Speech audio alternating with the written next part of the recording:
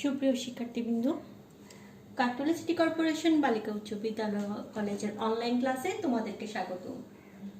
তোমরা সবাই কেমন আছো? নিশ্চয়ই তোমরা সবাই ভালো আছো। আজকে আমি দশম শ্রেণীর বিজ্ঞান বিষয়ের দশম অধ্যায় নিয়ে আলোচনা করব, যেটার উপরে এসব বলকে জানিয়ে এই চ্যাপ্টারটার উপরে গত ক্লাসে আমি কিছুটা আলোচনা করেছিলাম। আজকে এই চ্যাপ্টারের শেষ অংশটুকু নিয়ে তোমাদের সাথে আলোচনা করব। তাহলে চলো শুরু করি। আমরা গত ক্লাসে আমরা বলের দুইটা সূত্র সম্পর্কে জেনেছি। আজকে আমরা বলের 3 নাম্বার যে সূত্র, স্যার আইজ্যাক নিউটনের তৃতীয় সূত্র নামে পরিচিত নিউটনের তৃতীয় সূত্র সম্পর্কে আজকে আমরা জানব। নিউটনের তৃতীয় সূত্র হচ্ছে, প্রত্যেক ক্রিয়াবলের একটি সমান ও বিপরীত প্রতিক্রিয়া বল রয়েছে।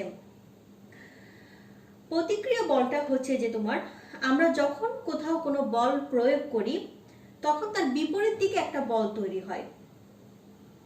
অর্থাৎ দেখো তোমরা এই চিত্রটার ক্ষেত্রে আমরা যদি এ বস্তু যদি বি বস্তুর উপর বল প্রয়োগ করে, তাহলে বি বস্তু এ বস্তুর উপর বল প্রয়োগ করবে, আর এই দুটা বলের মান হচ্ছে যে সমান। এই প্রতিক্রিয়া বি বস্তু যখন এ বস্তুর উপর বল প্রয়োগ করবে তখন সেটা হচ্ছে প্রতিক্রিয়া বল।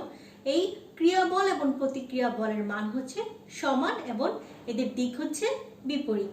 একটু সিম্পলি আমি যদি তোমাদেরকে একটা উদাহরণ দিয়ে বলি, সেটা হচ্ছে যে তোমরা যদি একটা ছোট ক্রিকেট বল নিয়ে দেয়ালে ছুঁড়ে মারো বা দেয়ালে মারো, তখন কিন্তু সেই বলটা আবার তোমাদের দিকে ফিরে আসে।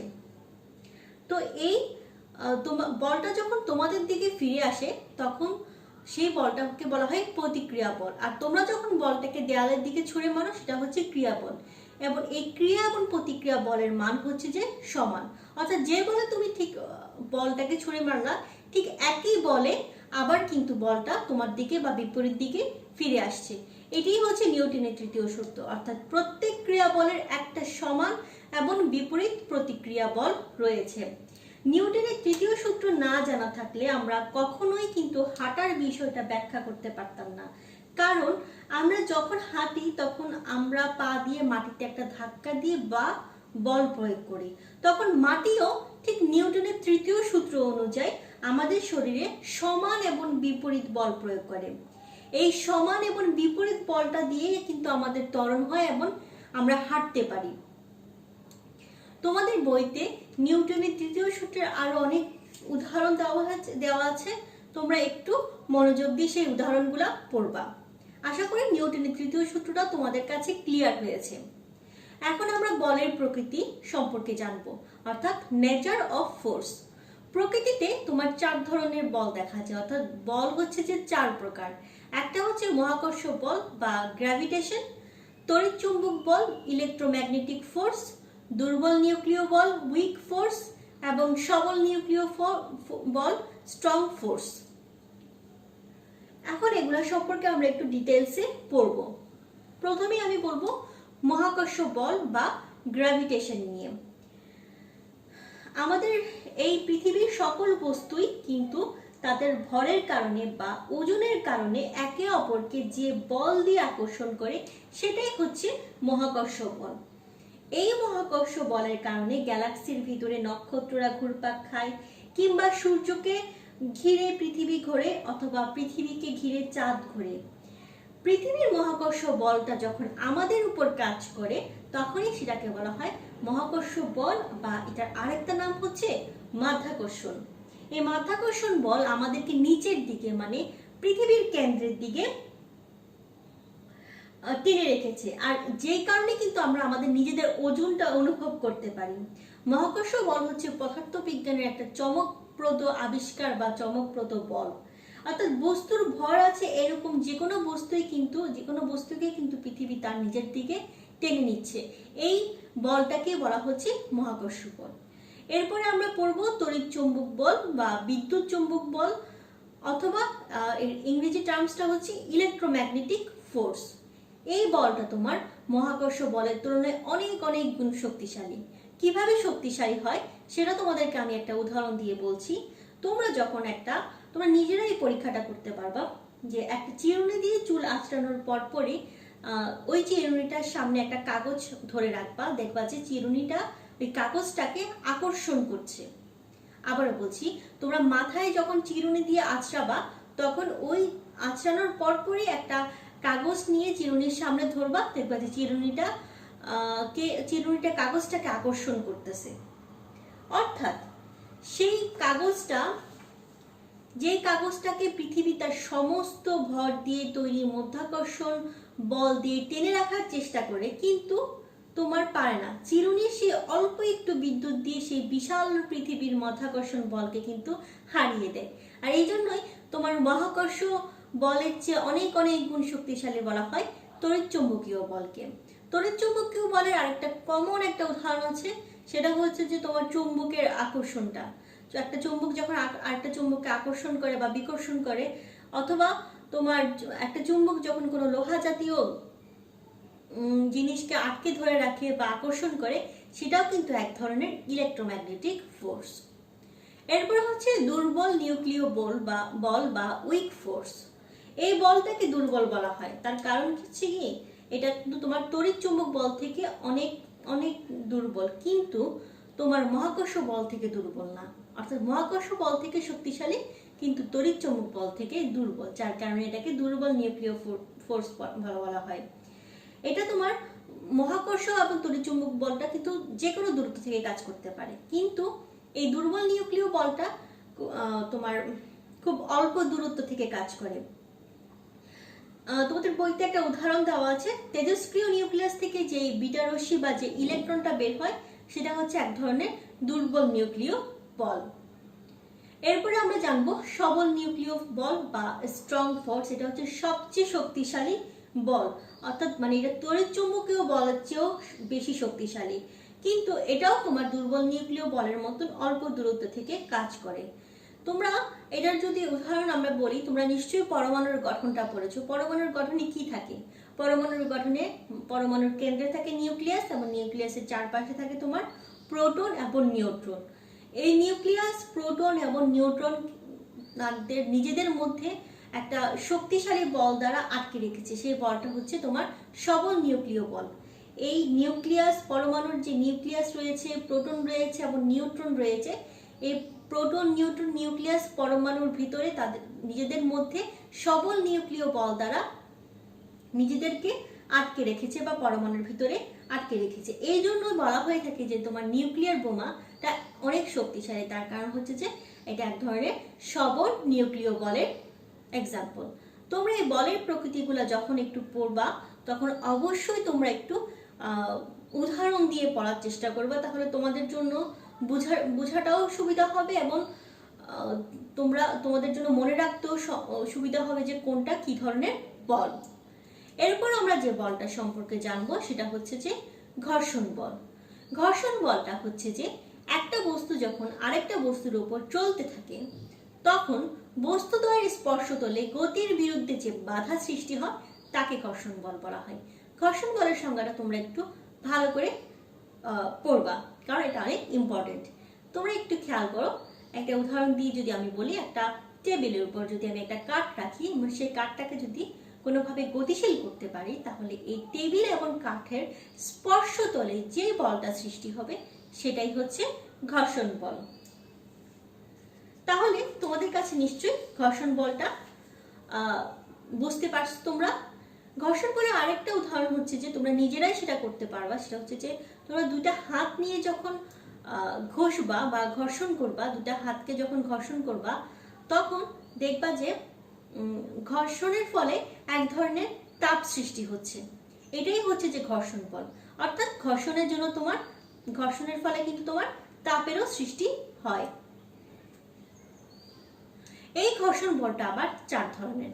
একটা হচ্ছে স্থিতি ঘর্ষণ বা স্ট্যাটিক ফ্রিকশন। ঘর্ষণ কি ফ্রিকশন নাম বলা হয়, এই জন্য স্ট্যাটিক ফ্রিকশন।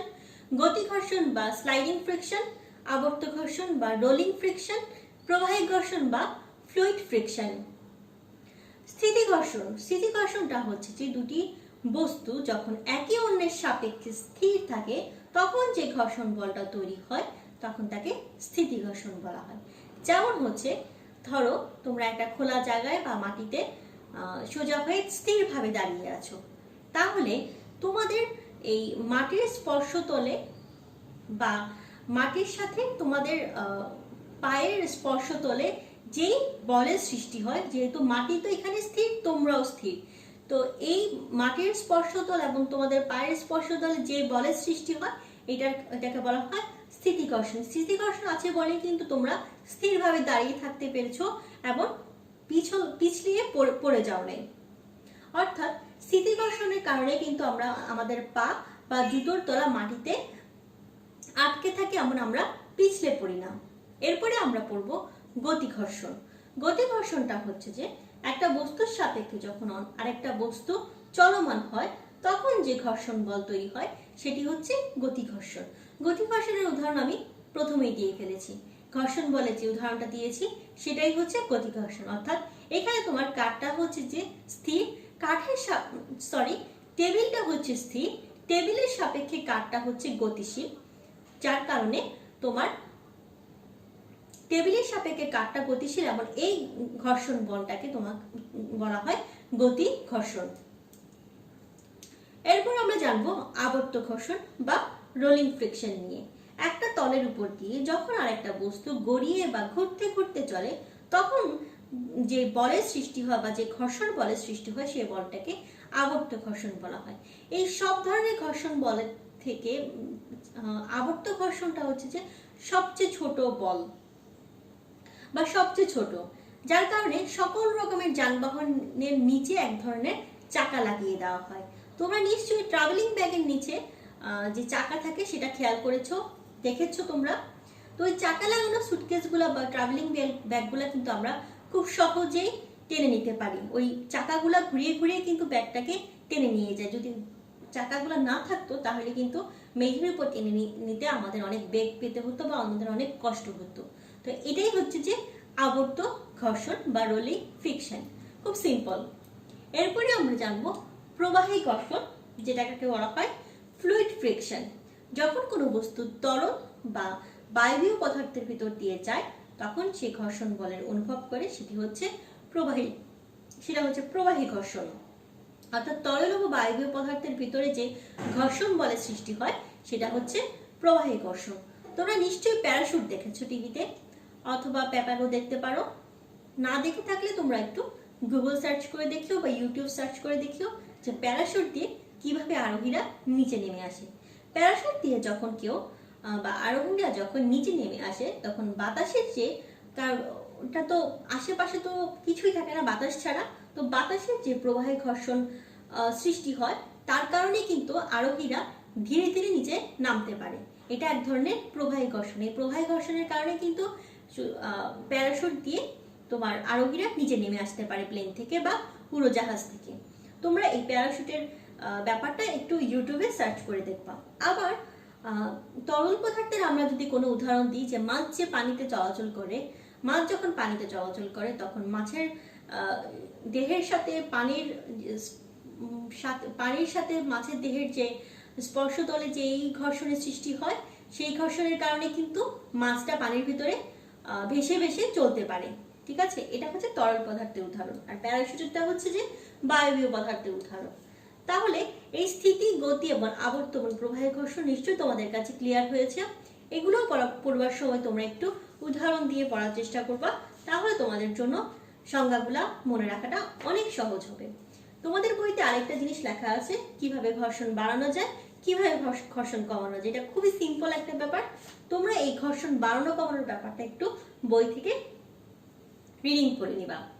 এরপরে লাস্টে আরেকটা টার্ম আছে, সেটা হচ্ছে যে ঘর্ষণকে বলা হচ্ছে যে একটা প্রয়োজনীয় উপদ্রব। একটু খেয়াল করে দেখো, আমরা এতক্ষণ ঘর্ষণের যে আলোচনাটা করলাম সেখান থেকে তোমরা কি বুঝতে পারছো? তোমরা নিশ্চয়ই বুঝতে পারছো ঘর্ষণ আছে বলে কিন্তু আমরা হাঁটতে পারছি, রাস্তায় গাড়ি চলতে পারছে, কাগজের উপরে পেন্সিল কলম দিয়ে লিখতে পারি, দালান গড়ে তুলতে পারি, প্যারাশুট দিয়ে নিচে নেমে আসতে পারি। এরকম অসংখ্য উদাহরণ দেওয়া যাবে ঘর্ষণের, যেগুলো না থাকলে আমরা আমাদের কোনো কাজই, প্রয়োজনীয় যে কাজগুলো রয়েছে সেগুলো কখনোই করতে পারতাম না। কিন্তু ঘর্ষণের ফলে কিছুটা শক্তির অপচয় হয়। শক্তির অপচয়টা কিভাবে হয় একটু খেয়াল করো।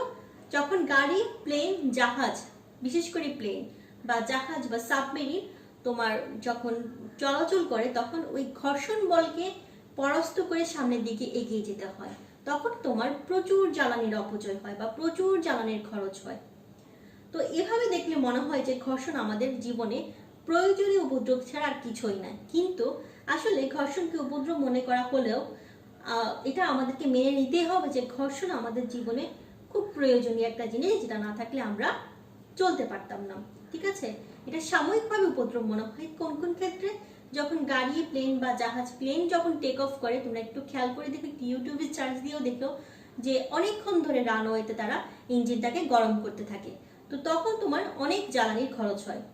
এই ঘর্ষণটাকে পরাস্ত করার জন্য মূলত এই কাজটা করতে হয়, যার ফলে অনেক জ্বালানি খরচ হয়। তো এই জন্য বলা হয় যে ঘর্ষণকে একটা প্রয়োজনীয় উপদ্রব। প্রয়োজন কি, আমাদের ঘর্ষণ ছাড়া কিন্তু আমরা মানে হাঁটতেই পারতাম না, কোনো কাজই করতে পারতাম না। তো ওই জন্য বলা হয়েছে ঘর্ষণকে একটা প্রয়োজনীয় উপদ্রব। তো শিক্ষার্থীরা, তোমাদের এই চ্যাপ্টারটা এখান পর্যন্তই শেষ। তোমরা এই পুরো চ্যাপ্টারটা খুব ভালো করে রিডিং পড়বা, 2-3 বার করে রিডিং পড়বা, তাহলে তোমাদের জন্য সৃজনশীল প্রশ্নের আনসারগুলো দেওয়া খুব সহজ হয়ে যাবে। তোমরা সবাই ভালো থাকো। নেক্সট ক্লাসে ইনশাল্লাহ আবার দেখা হবে।